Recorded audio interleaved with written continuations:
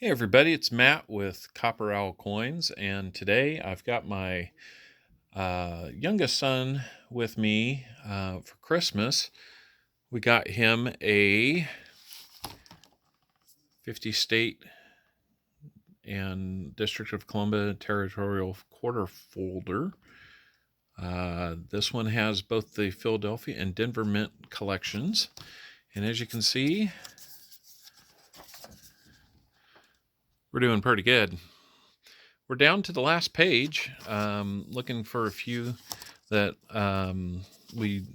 what we've done is I had gotten a box of quarters from my bank, and after going through them looking for silvers and other uh, keepers that I might have wanted to find, I didn't find a whole lot of stuff, but since he got this book, we thought, why not pick out some of the best of the state quarters from both Philadelphia and Denver mints and see how many we can populate in this book. After one box of quarters.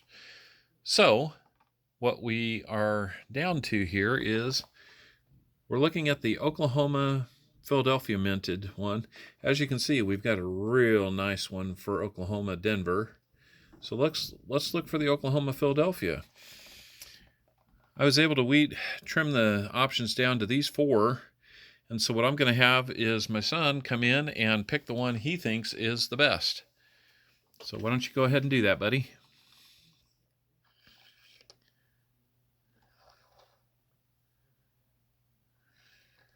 All right. So what he has done is pick this one here on the end.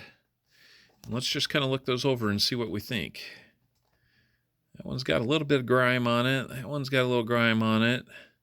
That one's not too bad.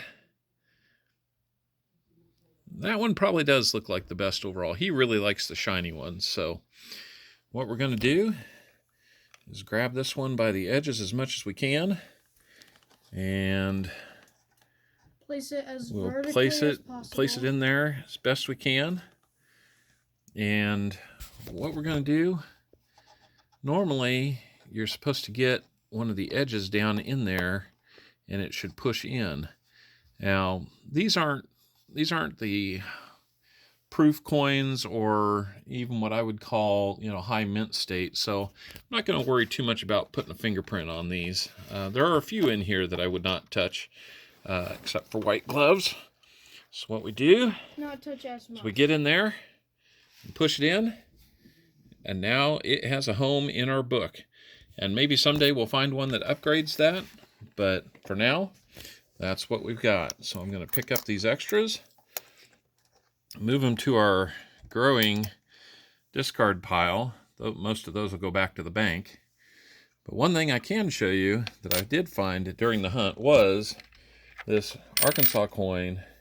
And as you can see, it's pretty shiny. It's had a rough life too, but you can see how much it mirrors that light, even though it's kind of had some grime and some dings on it.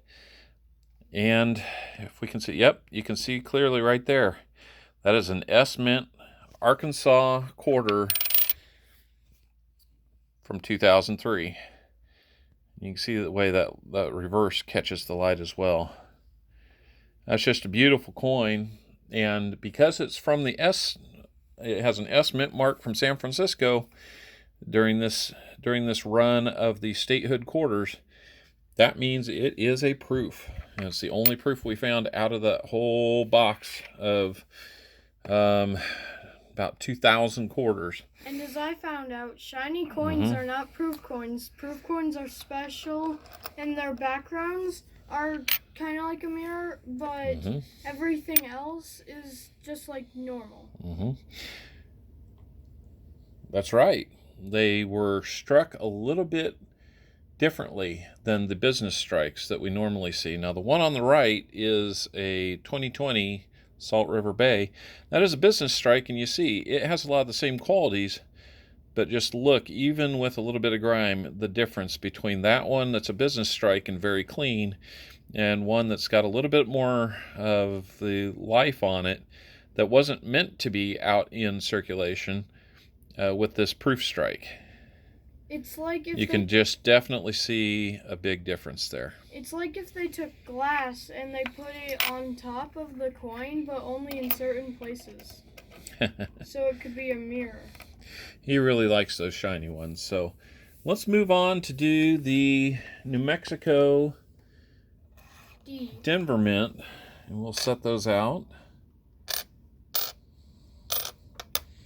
And we'll have my son come in and pick the one he thinks belongs in the album.